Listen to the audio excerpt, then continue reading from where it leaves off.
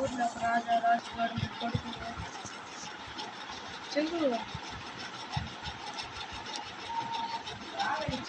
ఆలోచన చేస్తున్నావా?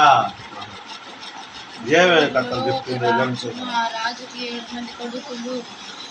ఒకరోజు వాళ్ళు చేపలు పట్టిన చెప్పు.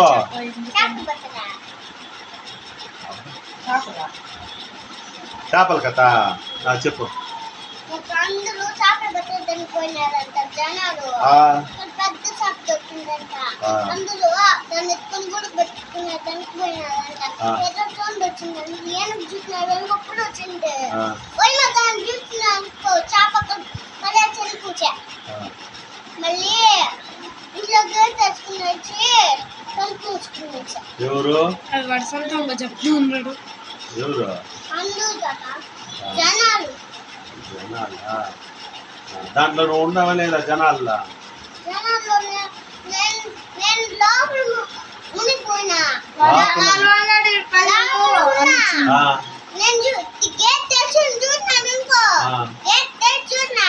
వాడు ముందులో గేట్ ఉంది అక్కడ తాత. దాన్ని తెచ్చి చూసినాను అనుకో నాకు అనిపించేది. అంటే కథలో ఉండవు నువ్వు కూడా? మా మమ్మీ మా నాన్న ఆ చేత మా బాబాయ్ అందరూ ఉన్నారు. వాళ్ళంతా ఏం చేస్తున్నారు? వాళ్ళంతా మేము ఇంకో చెరువు దగ్గర పోయి చేపలు పట్టుకున్నాము.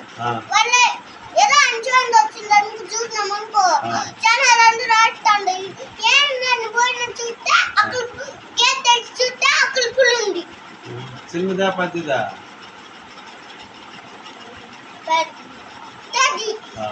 చూస్తే పెద్దది టైగరా? పెద్ద టైగరు. నేను భయపడి మా నాన్న దగ్గర దమ్ముకున్నా ఎక్కడ అదే నాన్న గడిపేది వచ్చింది. నిన్ను కనిపెట్టేసిందా? బతుకుని లేకుంటే దమ్ముక్కని వెళ్ళిపోయినా మా నాన్న వాళ్ళు వచ్చి దాన్ని గాలంతో వేసినారు ముక్కుకి.